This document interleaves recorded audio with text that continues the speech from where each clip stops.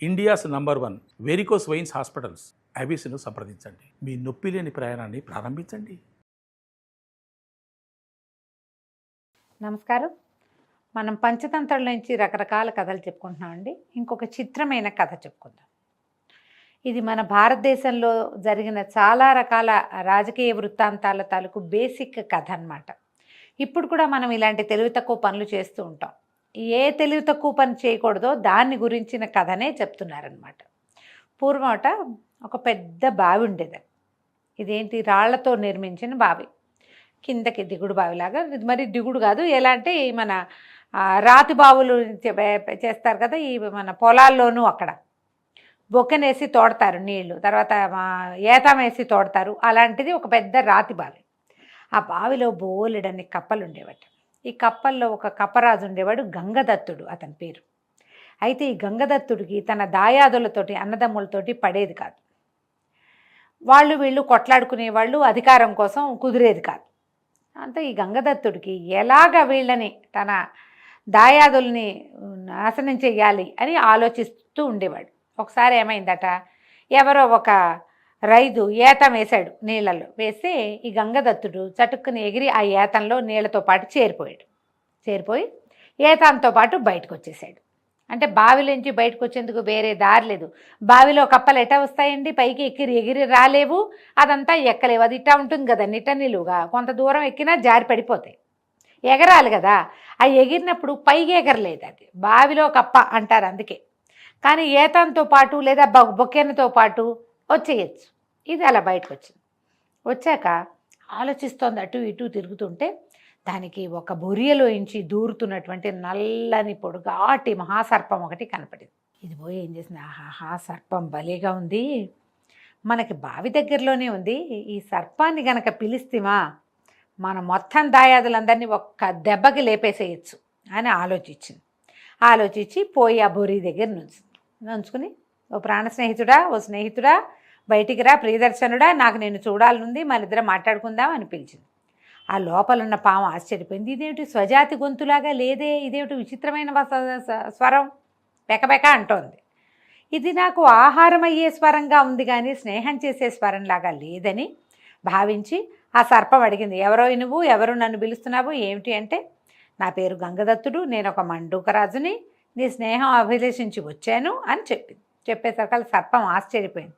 ఇదేమిటి, ఏ గడ్డి పరక తనంతట తను ఎగిరి అగ్నిలో పడదు, ఎందుకంటే గడ్డి పరకలు అగ్నికి దహించుకుపోతాయి, సాధ్యమైనది తప్పించుకోవాలని చూస్తుంది.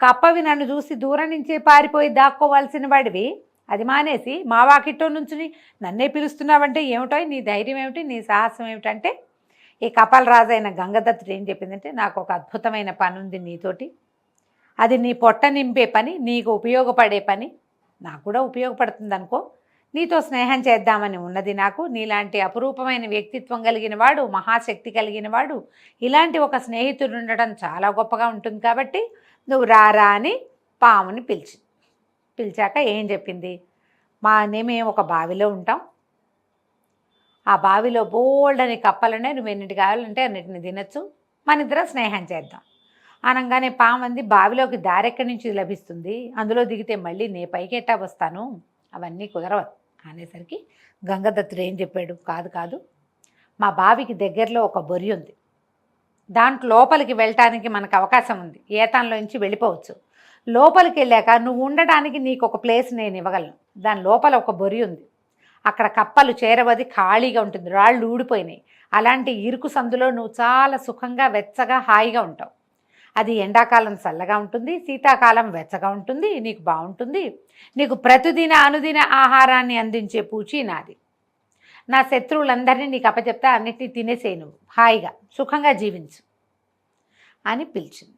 ఈ పాము కూడా ఆలోచించింది, బాగానే ఉంది కదా, ఇది పనిమాల ఎవరైనా వచ్చి నీకు ఒక రాజ్యం ఇస్తాం, ఇల్లు ఇస్తాం, వాకిలు ఇస్తాం, నీ ఇష్టం వచ్చినట్టు చేయొచ్చు, శుభ్రంగా కడుపు నిండా తినచ్చు, నీకేం కష్టం లేదు అని చెప్తే, ఈ లేటు వయసులో అప్పటికే కొంత వృద్ధాప్యం వచ్చింది పాముకి, చచ్చిజడి రోజుకు ఒక ఎలుకని పట్టుకుంటున్నాను, హాయిగా కూర్చుని కప్పలు 10,000గా తినబారేసేయచ్చు అని పాము ఒప్పుకుంది. ఈ ఏతాన్ నీళ్లల్లోకి జారే సమయానికి కప్పల రాజైన గంగదత్తుడు, నల్లజాతి సర్పమైనటువంటి ప్రియదర్శనుడు ఇద్దరు కలిసి ఆ ఏతాంతో పాటు లోపలికి వెళ్ళిపోయారు. బావి లోపల కొంచెం నీటికి కొద్దిగా పైకి యువకకి కాస్త పైగా ఉన్నటువంటి ఒక బొరి అని ఈ కప్ప పాముకి చూపించింది. పాము పోయి అందులో కూర్చున్నాక ఈ వైపున వచ్చే కప్పల్ని మా వాళ్ళు వేరు వీళ్ళు వేరు, మా వాళ్ళని తినకూడదు, నువ్వు నీకు ముందే చెప్తున్నాను, మా శత్రువులందరినీ తినేసేయంటే రోజు ఇన్ని చొప్పున పాము కొన్నాళ్ల పాటు గంగదత్తుడి మొత్తం శత్రువులందరినీ, అతని కజిన్స్ అందరినీ తినేసింది. గంగదత్తుడికి సొంత సంసారం ఉంది, పెళ్ళాము పిల్లాడు ఉన్నారు, పెద్ద పెద్ద కుటుంబం ఉంది, బోళ్ళంత పరిజనం ఉన్నారు. ఈ పరిజనాల జోలికి పాము రాల కొంతకాలం పాటు.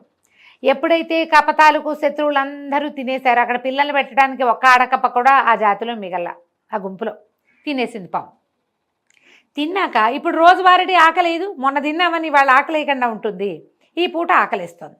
పాము అడిగింది, బాబు గంగదత్తుడు నువ్వు రమ్మన్నావు, వచ్చా, ఇప్పటిదాకా తిన్నా, వీళ్ళంతా అయిపోయారు, ఇప్పుడు నాకు ఆకలిస్తుంది, ఏమిటి నా మార్గం అనేసరికి ఈ గంగదత్తుడు అన్నాడు, అటైట కుదురుతుంది, నీ దారి నువ్వు వెళ్ళిపో, నా పని అయిపోయింది అంటే ఒప్పుకోవాలి. అటైట వెళ్తాను, నేను వెళ్ళలేను, ఆ రోజు నువ్వు తీసుకొచ్చావు, ఇప్పుడు నేను ఇక్కడ ఉండాలి, నాకు ఇక్కడి నుంచి బయటకు వెళ్ళటాను రాదు, పైగా కదలకుండా ఒకే చోట కూర్చుని కప్పలను తింటాను నేర్చుకున్నాను నేను, ఇప్పుడు మళ్ళీ వేటాడటం పైకి వెళ్ళటం నా వల్ల అవ్వదు, నేను ఇక్కడే ఉంటా, నువ్వు నన్ను తీసుకొచ్చావు, స్నేహితుడిని అన్నావు, సోదరుడిని అన్నావు, ఇంకా ఏమిటో చాలా అన్నావు, నా రక్షణ నీ తాలూకు బాధ్యత అన్నావు, ఇప్పుడు మా రోజువారీ నాకు అనుదిన ఆహారాన్ని అందించే పూచి నీదే కదా అనేసరికల్లా ఇంకా ఏం చెయ్యాలో తెలియక గంగదత్తుడు రోజు తన పరిజనంలో కొన్ని కప్పల్ని ఈ సర్పానికి ఆహారంగా ఇవ్వడం మొదలుపెట్టింది.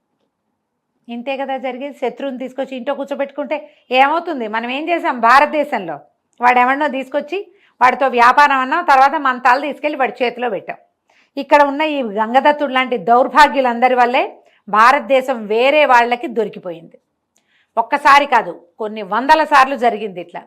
ప్రతి మహారాజ్యము కూలిపోవటానికి అందులో ఉన్న ఈ గంగదత్తుడు లాంటి వాళ్ళు, ఆ కాలంలో ఉన్నటువంటి దౌర్భాగ్యులు, స్వార్థపరులు, ఎదుటిపచ్చని ఓరవలేని వాళ్ళు, దూరం చూడలేని వాళ్ళు, ప్రమాదాన్ని శంకించని పిచ్చి వెధవల వల్లే భారతదేశం అధోగతి పాలైంది.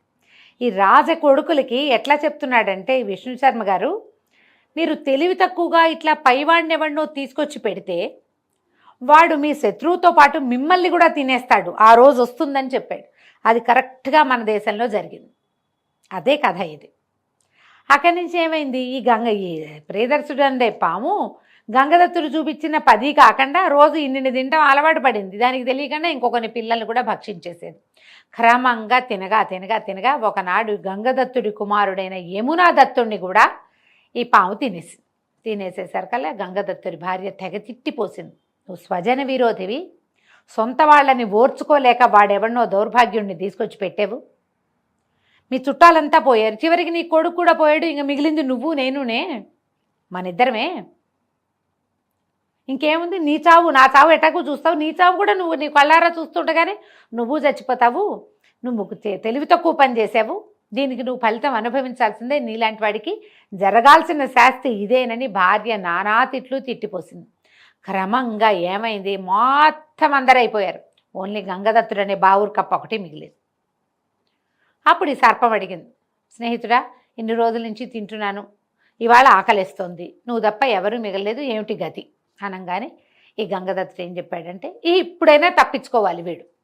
ఏమన్నాడు, స్నేహితుడా నేనే నిన్ను తీసుకొచ్చా, నేనే ఏదో దారి చూస్తా.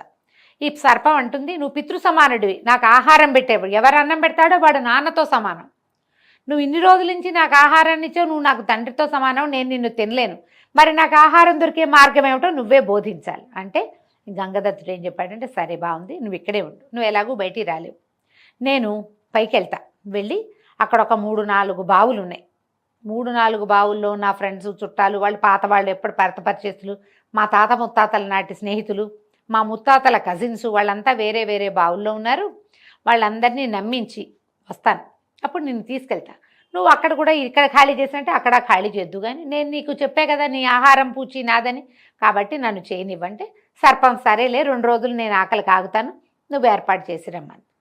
ఈ గంగదత్తుడు ఏతం పడ్డం కోసం చూసి ఆ ఏతం ఎక్కేసి బావిలోంచి బయటికి వెళ్ళిపోయాడు. ఎన్ని రోజులు గడిచినా గంగదత్తుడు రాకపోయేసరికల్లా ఈ సర్పానికి ఆశ్చర్యం, ఏంటి ఇన్ని రోజులైందని తనతో పాటు ఆ బావిలో నివసించే ఒక ఉడుము లాంటి ఒక జంతువుని కేకేసి, నువ్వు రోజు బయటికి వెళ్తావు కదా బావిలోంచి, నేనంటే పెద్దవాడిని వెళ్ళలేను, ఆ గంగదత్తుడు ఎక్కడున్నాడో చూసి వాడి కోసం నేను వెయిట్ చేస్తున్నానని చెప్పు అని చెప్పి ఈ ఉడుము బయటికి పాక్కుంటూ వెళ్ళి ఆ గంగదత్తుడిని కేకేసి చెప్పింది, నీకోసం మీ సర్పం ఫ్రెండ్ ఎదురు చూస్తున్నాడంటే ఇంకా బుద్ధుంటే వస్తానా, ఒక్క శత్రువుని పోగొట్టుకోవాలని ఈ మహాశత్రువుని తెచ్చి నా దగ్గర పెట్టుకున్నా, మా వాళ్ళల్లో మేము పెళ్లి సంబంధాలు చేసుకున్నా కాసేపు కూర్చుని మాట్లాడుకున్నా మా సమస్యలు తీరిపోయేవి, ఒక తరంలో తీరని సమస్య తర్వాత తరంలో తీరేది, నేను ఆలోచించకుండా వీడిని తెచ్చి ఇక్కడ పెట్టాను ఈ సర్పాన్ని, మొత్తం వంశం కులక్షయం చేసేశాడు, నేను ఒక్కడిని తప్ప ఎవరిని మిగలలేదు, నేనైనా కొంచెం మా చుట్టాలు పక్కాలతో బతుకుతాను, పొరపాటును కూడా బుద్ధి ఉంటే నేను ఆ బావిలోకి రాను, ఆ సర్పం ఆకలికి మాడి అదే చచ్చిపోతుందని. ఇంకా గంగదత్తుడు మాత్రం మళ్ళీ వెనక్కి తిరిగి చూడలేదు. ఈ బుద్ధి వీడికి ఎప్పుడు ఉండాలి, మొట్టమొదట సర్పాన్ని తమ బావిలోకి అంపకం చేసిన నాడు ఉండాలి. అప్పుడు లేదు, మొత్తం అంతా పోయాక బుద్ధి వచ్చి ప్రయోజనం ఏముంది, ఫ్యామిలీ లేదు, చుట్టాలు లేరు, పక్కాలు లేరు, ఎవరు లేకుండా అలో లక్ష్మణ అని అఘోరిస్తూ ఎవరి పంచనో పడి వృద్ధాప్యంలో ఉండవలసిన గతి పట్టింది గంగదత్తుడికి. ఇలా ఆలోచించాలి, ఫ్యూచర్ చూడాలి. ఒక ప్రమాదకారి అయిన తెలివైన వాడు ఏమంటారు కటువైన వాడిని ఒకడిని తెచ్చి మన మధ్యలో పెడితే వాడు మన శత్రువుతో పాటు మనని కూడా భక్షించే ప్రమాదం ఉంది. విజన్ లేక ఈ పొరపాటు చాలామంది చేశారు, ఇండియాలో జరిగింది, భారతదేశంలో. కాబట్టి ముందుకి ఆలోచించకుండా, ఫ్యూచర్ ఆలోచించకుండా తాత్కాలికంగా సమస్య తీరటం కోసం పైవాడినెవడినో తెచ్చి ఇంట్లో పెట్టుకోవద్దు. ఈ తెలివితేటలు నేర్పించడం కోసం ఈ కథ చెప్పబడింది. కథ కంచికి మనం ఇంటికి.